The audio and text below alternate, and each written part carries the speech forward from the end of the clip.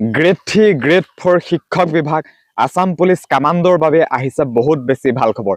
নমস্কাৰ, মই নীলোৎপল শইকীয়া আপোনালোক সকলোৰে বাবে এটা বিগ নিউজ লেটেষ্ট আপডেট লৈ আহিছে যে মুখ্যমন্ত্ৰী ডক্টৰ হিমন্ত বিশ্ব শৰ্মা ডাঙৰীয়াই ঘোষণা কৰিছে যে পুনৰ 2 লাখ চাকৰি দিব আৰু এই 2 লাখ চাকৰিৰ ভিতৰত কি থাকিব তেওঁ সেইখিনিও এনাউন্সমেন্ট কৰিছে।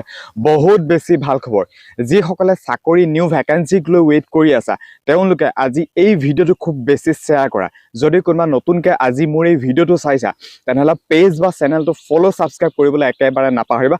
আগন্তুক নতুন খবৰসমূহ মোৰ পৰাই পাই থাকিবা। এতিয়া মেইন কথাটো হ'ল 2 লাখ চৰকাৰী চাকৰি ঘোষণা কৰিছে মুখ্যমন্ত্ৰী ডক্টৰ হিমন্ত বিশ্ব শৰ্মা ডাঙৰীয়াই। আৰু এই 2 লাখ চৰকাৰী চাকৰিৰ ভিতৰত কি থাকিব তাৰে থাকিব 1 লাখ গ্ৰেড 3 আৰু গ্ৰেড 4 আৰু থাকিব ৭৫,০০০ থাকিব কেৱল শিক্ষক বিভাগতে আৰু ২৫,০০০ থাকিব অসম পুলিচ আৰু অসম কামাণ্ডত। গতিকে বহুত বেছি ভাল খবৰ যে পুনৰ 2 লাখ চৰকাৰী চাকৰি দিবলৈ গৈ আছে মুখ্যমন্ত্ৰী ডক্টৰ হিমন্ত বিশ্ব শৰ্মা ডাঙৰীয়াই।